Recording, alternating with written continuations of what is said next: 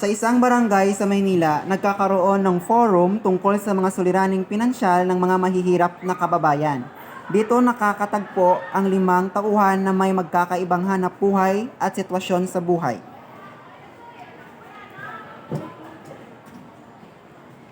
Okay, magandang araw sa inyong lahat. Sa ating forum na ito, pag-uusapan natin ang mga suliraning pinansyal. Sana'y matutuhan ninyo ang mga solusyon upang mapabuti ang inyong sitwasyon.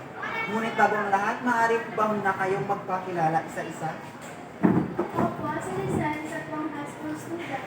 Okay, salamat, Lisel. Ako naman si Stephanie sa college. Salamat, Stephanie. Ako naman si Amy, isang young professional.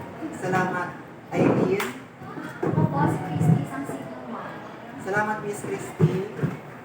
Ako naman si Michael sa construction worker. Okay, salamat, Mr. Michael. Salamat sa inyong lahat. Salamat sa pagpapakilala. Ngayon, ano ang mga suliranin ninyo sa inyong mga allowance? Wala po akong magtipid ng aking maliit na allowance sa pagkakalit. Love po ang binibigay ng Stephanie? Ako po hirap sa pagbayad ng tuition fee at mga school supplies. Ako po ay hirap sa pag-ipon dahil sa mga bayarin sa bahay at sa inapon at iba pang mga gastusin. Ako po kulang sa allowance para sa pangailangan ng aking anak. Michael? Ako naman, kulang ang kinikita ko sa aming gastusin sa bahay. Okay, no? Mahirap talagang mag-budget sa maliit na halaga. Pero mayroon tayong mga solusyon upang maibsan ang mga suliranin iyon. Ano nga ba ang mga hakbang na ginagawa ninyo para maibsan ang inyong mga suliranin? Nag-iipon po ako ng bawat kusing sa allowance na pinipili. Okay, salamat, Miss Lisel. Nag-a-apply ko naman ako ng part-time job para may extra income.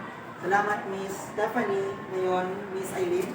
Nagtatanim po ako ng mga gulay sa munting garden sa aming bahay upang makatipid sa pagkain. Nagsisipag po ako maghanap ng tanong. Miss Christy. Nagsisipag po ako maghanap ng President. business student. Okay, Miss Christy. Nagsisipag po ako.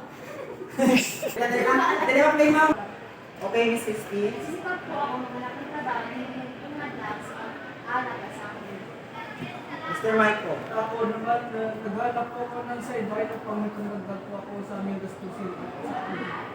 Okay, tama lahat na ninyo nabanggit. Ito ang mga hakbang para maigsan ang mga suliranin ninyo. Kapit lang sa bawat kusing at huwag mawala ng pag-asa. Mahirap man sa simula, pero sa patuloy na pagsisikap, makakamit din natin ang ating mga nais sa pamamagitan ng pag-ipon kahit isang kusing.